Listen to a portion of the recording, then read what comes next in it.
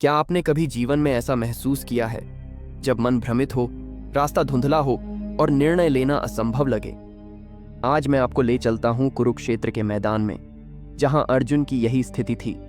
और तब श्री कृष्ण ने उसे दिए थे ऐसे 10 दिव्य उपदेश जो आज भी हमारे जीवन में रोशनी की तरह है। आइए सुनते हैं गीता का ज्ञान, श्री कृष्ण और अर्जुन का संवाद।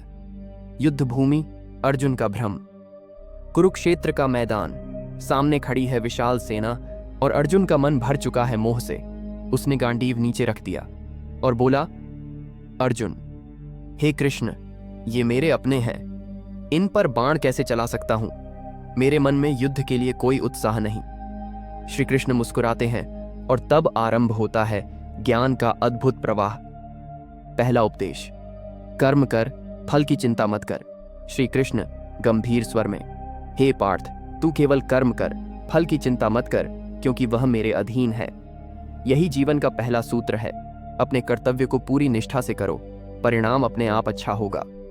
दूसरा उपदेश, जो हुआ अच्छा हुआ। श्री कृष्ण, जो हुआ वो अच्छा हुआ, जो हो रहा है वह भी अच्छा है, और जो होगा वह भी शुभ होगा।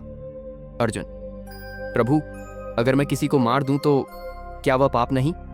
श्री कृष्ण, तू केवल निमित्त है, यह सृष्टि मेरी लीला है, तुझे बस अपने धर्म का पालन करना है। तीसरा उपदेश, आत्मा अमर है। श्री कृष्ण, हे अर्जुन, आत्मा कभी न जन्म लेती है न मरती है।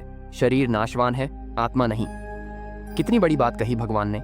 हम शरीर नहीं हैं, हम आत्मा हैं, और आत्मा अमर है। चौथा उपदेश, मन ही मित्र है, मन ही शत्रु। अर्जुन, मेरा मन बहुत विचलित है प्रभु।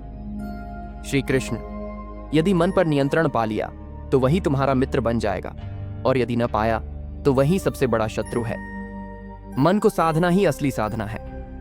पांचवा उपदेश, हर कार्य ईश्वर को समर्पित करो। श्री कृष्ण, अपने हर कार्य को मुझे समर्पित कर दो, फिर न तुम्हें फल का भय रहेगा न असफलता का। छठा उपदेश, क्रोध से बुद्धि नष्ट होती है। अर्जुन, दुर्योधन से बदला लेना है, वो अत्याचारी है। श्री कृष्ण, क्रोध से भ्रम होता है, भ्रम से स्मृति का नाश, और फिर बुद्धि भी नष्ट हो जाती है, और तब विनाश निश्चित है। सातवां उपदेश, जो है उसे स्वीकार करो। श्री कृष्ण, जो मिल गया है उसे स्वीकार कर, जो नहीं मिला उसकी चिंता मत कर। जीवन स्वीकार से सुंदर बनता है। आठवां उपदेश, सुख दुख, जय पराजय को समान समझो। श्री कृष्ण, लाभ हानि, जय पराजय, सुख दुख, इन सभी को समान मानो, यही सच्चा योग है। नौवां उपदेश, भक्ति से सब कुछ संभव है। अर्जुन, क्या मेरी भक्ति पर्याप्त है? श्री कृष्ण, यदि कोई भक्त प्रेम से मुझे एक फूल, एक फल या जल भी अर्पण करता है तो मैं उसे प्रेम से स्वीकार करता हूं। भक्ति ही सबसे बड़ा साधन है।